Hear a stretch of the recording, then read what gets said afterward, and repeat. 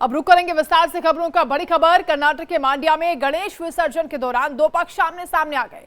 इस दौरान जमकर पथराव और फायरिंग हुई और पथराव के दौरान एक पुलिसकर्मी भी घायल हो गया। इसके साथ ही आगजनी की घटना भी हुई है। कई दुकानों और वाहनों को आग के हवाले कर दिया गया। हिंदू पक्ष का आरोप है कि मुस्लिम युवक तलवार लेकर आ गए और धमकाने का प्रयास किया। फिलहाल पुलिस हालात को कंट्रोल करने का प्रयास कर रही है। तलवारें जब्त कर ली गई हैं, लेकिन इलाके में अभी भी स्थिति तनावपूर्ण बनी हुई है। प्रशासन लगातार स्थिति पर नजर बनाए हुए है।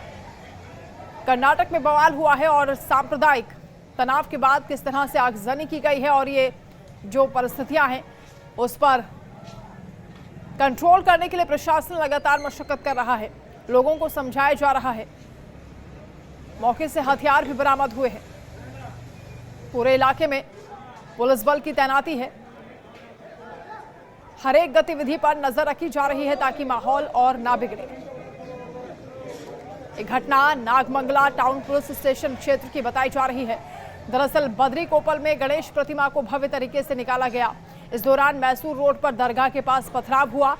आरोप मुस्लिम युवकों पर लगा है। हिंदू पक्ष का कहना है कि यह घटना उस वक्त हुई जब गणपति विसर्जन का जुलूस निकाला जा रहा था। इस दौरान मुस्लिम युवकों ने उन पर पथराव कर दिया और उसके बाद से ही बवाल हो गया। आगजनी भी की गई, तलवारें भी चली और पुलिस ने मोर्चा संभाला।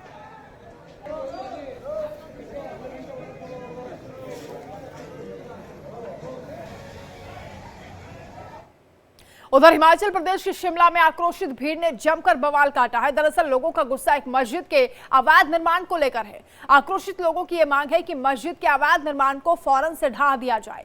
अब मस्जिद को लेकर राजनीति भी गर्मा गई है। वहीं बीजेपी इस मुद्दे को लेकर कांग्रेस पर हमलावर है। देखिए रिपोर्ट।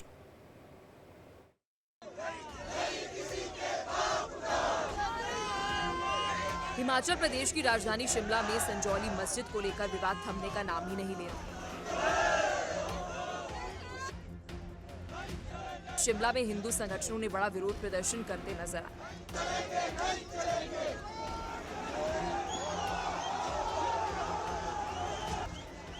प्रदर्शनकारियों ने इकट्ठा होकर बैरिकेडिंग को तोड़ दिया।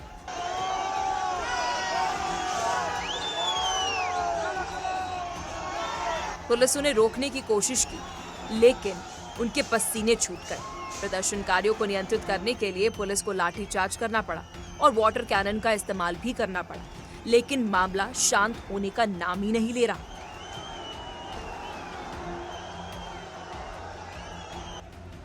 प्रदर्शनकारी मस्जिद की तरफ बढ़ रहे थे, लेकिन पुलिस ने प्रदर्शनकारियों को मौके से खदेड़ा। लेकिन कुछ ही देर पर उनका विरोध प्रदर्शन जारी हो गया। यही नहीं, उत्तराखंड में भी मुस्लिम आबादी लगातार बढ़ती ही जा रही है। मुख्यमंत्री पुष्कर सिंह धामी ने कहा कि उत्तराखंड में लैंड जिहाद पर लगाम लगाने के लिए इनके मंसूबों को सफल नहीं होने देंगे। बहुत शांतिपूर्ण तरीके से चलने वाला राज्य है। सभी एक दूसरे के साथ बहुत भाईचारे के साथ रहते हैं और कोई भी अगर कानून को तोड़ेगा तो कानून उसके साथ सख्ती से काम करेगा। हाँ, लेकिन ये जरूर है कि कुछ लोग लैंड जिहाद को अपना एक सुनियोजित एम मानकर जो काम कर रहे हैं, उनको उनके लिए निश्चित रूप से उनको समझ लेना चाहिए। कोई भी करेगा तो कानूनी प्रक्रिया के तहत उस पर कठोर कार्रवाई होगी। आपको बता दें कि बीते दिनों हिंदूवादी संगठनों ने आरोप लगाया था कि देहरादून, हरिद्वार, नैनीताल, पौड़ी गढ़वाल और टिहरी गढ़वाल जैसे कुछ पहाड़ी जिलों में मुस्लिमों की आबादी में बेतहाशा बढ़ोतरी हुई है। उनका आरोप है कि ये देवभूमि की डेमोग्राफी को बदलने की व्यापक साजिश का हिस्सा है और इसे सुनियोजित ढंग से अंजाम दिया जा रहा है। ऐसे में सवाल है कि क्या वाकई मुस्लिम आबादी देश में बढ़ाने की साजिश हो रही है? क्या देश में बदल रही है डेमोग्राफी?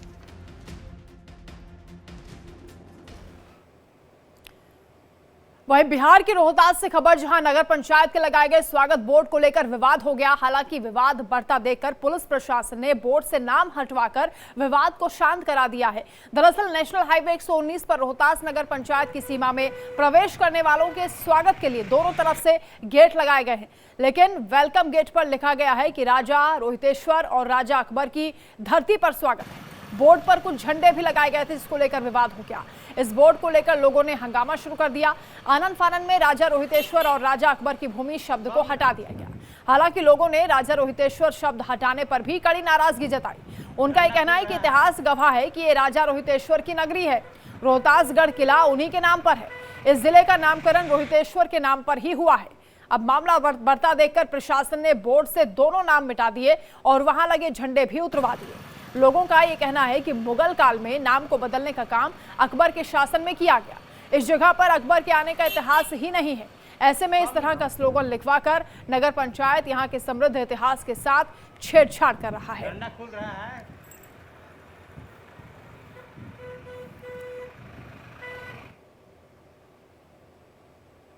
उधर बिहार विधानसभा में नेता प्रतिपक्ष तेजस्वी यादव ने बिहार में आरजेडी की सरकार बनने पर जनता को 200 यूनिट बिजली मुफ्त देने का ऐलान कर दिया है। उन्होंने घोषणा अपनी कार्यकर्ता संवाद यात्रा के दौरान समस्तीपुर में की है। तेजस्वी ने कहा कि बिहार में देश की सबसे महंगी बिजली है और आम लोग इससे परेशान हैं। उन्होंने स्मार्ट मीटर की गड़बड़ियों को लेकर भी सरकार पर निशाना साधा और वादा किया है कि उनकी सरकार बनने पर इन तमाम समस्याओं का समाधान किया जाएगा। बिजली के बिल से लोग बहुत परेशान हैं। खास तौर पे जो प्रीपेड जो मीटर रहा है उससे लोग जो है काफ़ी परेशान है, आहत है। और बिहार जो है बिजली के मामले में सबसे महंगा अगर कहीं बिजली मिलता है पूरे देश में तो वो बिहार है। और हम बताना चाहेंगे कि हम लोग नया बिहार बनाना चाहते हैं, नई सोच के साथ बिहार के लोगों। उधर चंडीगढ़ के पौष इलाके सेक्टर 10 में एक कोठी में हैंड ग्रेनेड फेंके जाने से अफरा तफरी मच गई। यह हैंड ग्रेनेड सेक्टर 10 में स्थित मकान नंबर 575 में फेंका गया था। बताया जा रहा है कि ऑटो में सवार होकर आए 3 अज्ञात शख्स कोठी के बाहर उतरे, फिर उन्होंने बाहर से ही कोठी के अंदर हैंड ग्रेनेड फेंक दिया। नीचे गिरते ही ग्रेनेड ब्लास्ट हुआ और कोठी की खिड़कियों के शीशे टूट गए। इतना ही नहीं, जमीन पर रखे गमले भी फूट गए और 7 से 8 इंच का गड्ढा हो गया। हैंड ग्रेनेड फेंके जाने की सूचना मिलते ही पुलिस अधिकारी भी मौके पर पहुंचे और जांच पड़ताल की गई। धमाके की खबर मिलते ही चंडीगढ़ पुलिस में हड़कंप मच गया। आनंद फानन में डीजीपी सुरेंद्र सिंह यादव की अगुवाई में आईजी राजकुमार, एसएसपी कंवरदीप कौर समेत भारी पुलिस फोर्स रिटायर्ड पुलिस अधिकारी की कोठी पर पहुंची। जांच के लिए मौके पर बम निरोधक दस्ता और डॉग स्क्वाड की टीम को भी बुलाया गया। इसके साथ ही फॉरेंसिक टीम भी मौके पर पहुंची। घटना के वक्त परिवार के लोग कोठी के अंदर मौजूद थे, जिसमें किसी को भी किसी तरह का, हालांकि गनीमत रही कि कोई नुकसान नहीं हुआ, लेकिन नुकसान पहुंचाने की नियत से ही हैंड ग्रेनेड फेंका गया था। इस घटना का सीसीटीवी फुटेज भी सामने आया, जिसमें ऑटो में भागते हुए आरोपी नजर आ रहे हैं। पौष इलाके में हैंड ग्रेनेड के हमले से पुलिस ने पूरे इलाके को सील कर दिया है। इसके साथ ही रिटायर्ड पुलिस अधिकारी के परिवार से भी पूछताछ की गई है। साथ ही ये भी पूछा गया कि क्या उनका किसी से कोई झगड़ा है या कोई विवाद है। इस घटना के पीछे कौन है इसका अभी पता नहीं चल पाया है, लेकिन पुलिस लगातार मामले की पड़ताल कर रही है। वहीं पीएम मोदी ने पेरिस पैरालंपिक में पदक जीतने वाले खिलाड़ियों से आज दोपहर को मुलाकात करने का कार्यक्रम है। इस दौरान पीएम मोदी पैरालंपिक खेलों में पदक जीतने वाले सभी खिलाड़ियों को सम्मानित भी करेंगे। आपको बता दें कि पेरिस में आयोजित 2024 पैरालंपिक में भारतीय खिलाड़ियों ने ऐतिहासिक प्रदर्शन किया है। भारत ने पहली बार किसी पैरालंपिक में 29 पदक हासिल किए हैं। भारत की झोली में 7 गोल्ड आए हैं, 13 सिल्वर हैं और 9 ब्रॉन्ज मेडल हैं। पदक तालिका में भारत 18वें स्थान पर रहा। उधर चीन ने 94 गोल्ड के साथ कुल 220 पदक जीते हैं और अंक तालिका में वो टॉप पर है। आपको बता दें कि 1972 से 2016 के बीच पैरालंपिक में भारतीय खिलाड़ी सिर्फ 12 मेडल ही जीत पाए थे, लेकिन पीएम मोदी के नेतृत्व में खेलो इंडिया गेम्स और टॉप्स जैसी योजनाओं के जरिए देश के कोने कोने में छिपी हुई प्रतिभाएं सामने आ रही हैं। इसके अलावा पीएम खुद बड़े आयोजनों में पहले और बाद में खिलाड़ियों से बात करते हैं। इससे उन्हें नई हिम्मत मिलती है, ऊर्जा आती है और इसका असर एशियन गेम्स से लेकर कॉमनवेल्थ गेम्स और अब पैरालंपिक गेम्स में भी देखने को मिल रहा है। इससे पहले भी पीएम मोदी ने पेरिस पैरालंपिक में पदक जीतने वाले खिलाड़ियों से फोन पर बात की और उनके शानदार प्रदर्शन की तारीफ की थी। प्रधानमंत्री ने पैरालंपिक खेलों के पदक विजेता हरविंदर सिंह, कपिल परमार, प्रणव सुरमा, सचिन और धर्मवीर से फोन पर बात की थी। अब इन तमाम चैंपियंस के साथ पीएम मोदी मुलाकात भी करने जा रहे हैं।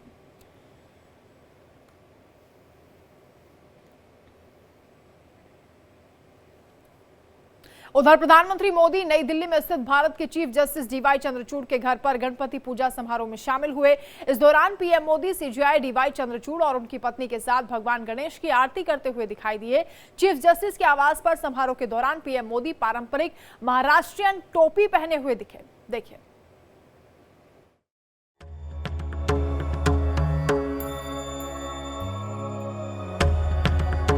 देश भर में गणेश महोत्सव की धूम मची हुई है। हर जगह गणेश प्रतिमाओं की स्थापना कर विशेष पूजा अर्चना का दौर चल रहा है।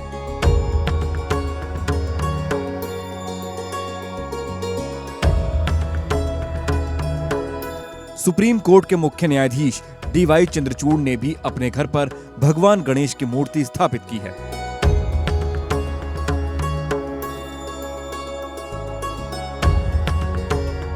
आज उनके घर पर गणेश की पूजा रखी गई और इसमें सबसे खास बात ये कि प्रधानमंत्री नरेंद्र मोदी भी पहुंचे।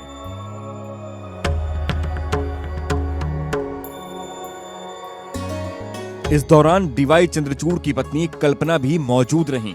इसका एक वीडियो भी सामने आया।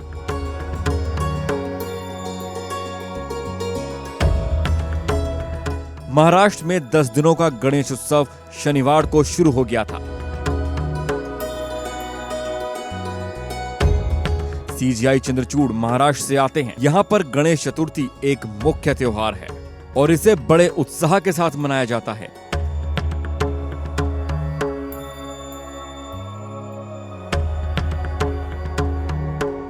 मुंबई में जन्मे चंद्रचूड़ ने अपना शुरुआती जीवन महाराष्ट्र में ही बिताया। यहाँ से ही उनकी कानूनी क्षेत्र में यात्रा शुरू हुई। मुंबई यूनिवर्सिटी से शिक्षा हासिल करने वाले चंद्रचूड़ ने हार्वर्ड लॉ स्कूल से आगे की पढ़ाई करने से पहले और LLM की डिग्री हासिल की। उनका कानूनी करियर मुंबई से शुरू हुआ था। Bureau report, India daily.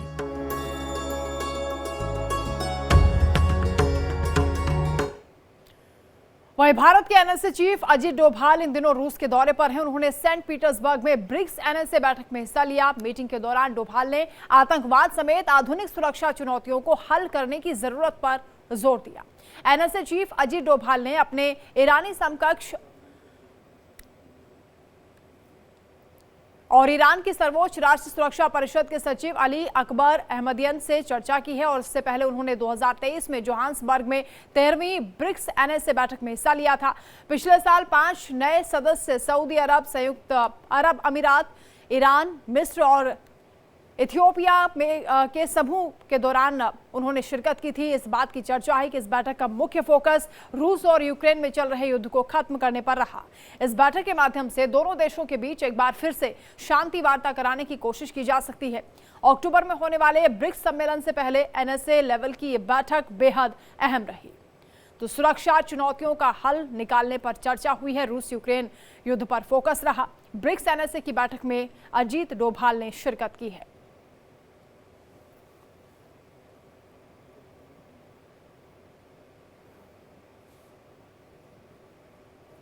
वहीं हरियाणा विधानसभा चुनावों को लेकर बीजेपी ने उम्मीदवारों की तीसरी लिस्ट जारी कर दी है, जिसमें महेंद्रगढ़ से रामविलास शर्मा को टिकट नहीं मिला है, जबकि महेंद्रगढ़ से कंवर सिंह यादव, फरीदाबाद एनआईटी से सतीश फगना और सिरसा से रोहतास जांगड़ को टिकट दिया गया है। तीसरी लिस्ट भारतीय जनता पार्टी की ओर से जारी हुई है और यह भी आपको बता दें कि बीजेपी लगातार इस बार फोकस कर रही है कि सत्ता हासिल की जाए। एंटी इनकम्बेंसी का जो फैक्टर है उसे भी कहीं ना कहीं खत्म करने का प्रयास किया गया है। बैलेंस बनाने की कोशिश की जा रही है इस टिकट बंटवारे को लेकर। हालांकि ये देखना दिलचस्प होगा कि पार्टी की जो रणनीति है वो कितनी कारगर होगी। हरियाणा बीजेपी की तरफ से ये तीसरी लिस्ट जारी हुई है जिसमें तमाम उम्मीदवारों के नाम हैं।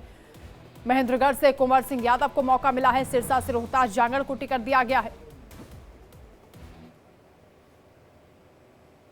वहीं हरियाणा विधानसभा चुनाव के लिए आज नॉमिनेशन की आखिरी तारीख है। सभी दलों की तरफ से तमाम सीटों पर उम्मीदवारों के नाम फाइनल किए जा रहे हैं। कांग्रेस पार्टी की तरफ से 40 उम्मीदवारों की तीसरी लिस्ट जारी हो गई है। सिरसा से गोकुल सेतिया को टिकट मिला है। रणदीप सुरजेवाला के बेटे आदित्य सुरजेवाला को कैथल विधानसभा क्षेत्र से टिकट मिला है। तो वहीं कांग्रेस ने पहली लिस्ट में 41 उम्मीदवारों के नाम का ऐलान किया था। अब तक पार्टी की ओर से 81 नामों का ऐलान किया जा चुका है।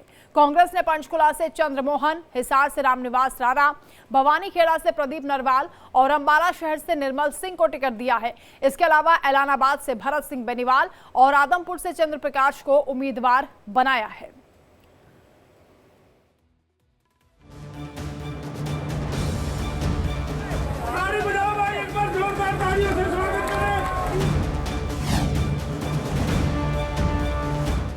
हरियाणा का चुनावी दंगल जारी है। 90 सीटों पर फतह करने के लिए कांग्रेस, बीजेपी और आम आदमी पार्टी समेत कई दलों ने अपनी पूरी ताकत झोंक रखी है। 5 अक्टूबर को पूरे राज्य में एक साथ मतदान होगा। नतीजे 8 अक्टूबर को आएंगे। अब की बार हरियाणा की जनता किसको सत्ता की चाबी सौंपेगी, ये तो 8 अक्टूबर को ही पता चलेगा। लेकिन इसके पहले सीएम पद की दावेदारी को लेकर घमासान तेज हो गया है। कांग्रेस हो या बीजेपी, दोनों ही दलों में सीएम पद के कई दावेदार हैं। कांग्रेस को लग रहा है कि 10 साल बाद एंटी इनकम्बेंसी के बाद हरियाणा में कांग्रेस भारी बहुमत से जीत रही है और इसलिए सीएम पद को लेकर ज्यादा घमासान कांग्रेस में दिख रहा है। विधानसभा में नेता प्रतिपक्ष भूपेंद्र सिंह हुड्डा कांग्रेस की तरफ से मुख्यमंत्री पद के सबसे बड़े दावेदार हैं। हुड्डा को कांग्रेस हाईकमान का करीबी माना जाता है, लेकिन कांग्रेस के कद्दावर नेता कुमारी शैलजा ने भी सीएम पद की दावेदारी पर अपना हक जताया है। कुमारी शैलजा ने कहा कि मैं दलित हूं और मुख्यमंत्री क्यों नहीं हो सकती। मैंने पहले भी कहा कि मेरी इच्छा थी। मैंने लोकसभा से पहले भी कहा था कि मैं इस बार, क्योंकि सेंटर की पॉलिटिक्स काफी की है, लोकसभा, राज्यसभा, तो इस बार इच्छा थी कि स्टेट में जाकर काम करें। एक सच्चाई है कि लोगों के काम जो होते हैं वो स्टेट से ज्यादा संबंधित रहते हैं, तो स्टेट में जाकर काम करना है, करना चाहिए। ये मेरी इच्छा है कि इस बार स्टेट में जाएं और वहां काम करें। भूपेंद्र सिंह हुड्डा के बेटे दीपेंद्र सिंह हुड्डा भी सीएम पद के दावेदार माने जाते हैं। दीपेंद्र ने हाल ही में कांग्रेस के बैनर तले हरियाणा मांगे हिसाब अभियान चलाया था। कहा जा रहा है कि अगर कांग्रेस की सीटें 60 से अधिक आती हैं, तो दीपेंद्र को मुख्यमंत्री बनाया जा सकता है। कांग्रेस के प्रदेश अध्यक्ष चौधरी उदयभान भी सीएम पद की रेस में है।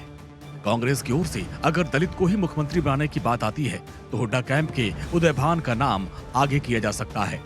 और वहीं कांग्रेस के राष्ट्रीय महासचिव रणदीप सुरजेवाला भी सीएम पद के दौड़ में है। जो हाल कांग्रेस का है, वही हाल बीजेपी का है। बीजेपी की ओर से सीएम पद के सबसे बड़े दावेदार तो फिलहाल नायब सिंह सैनी ही माने जा रहे हैं, लेकिन मोदी सरकार में मंत्री राव इंद्रजीत सिंह भी मुख्यमंत्री पद की दावेदारी जता रहे हैं। चलिए इसी के साथ राम राम इंडिया में फिलहाल इतना ही। आगे भी खबरें जारी हैं, आप देखते रहिए इंडिया डेली।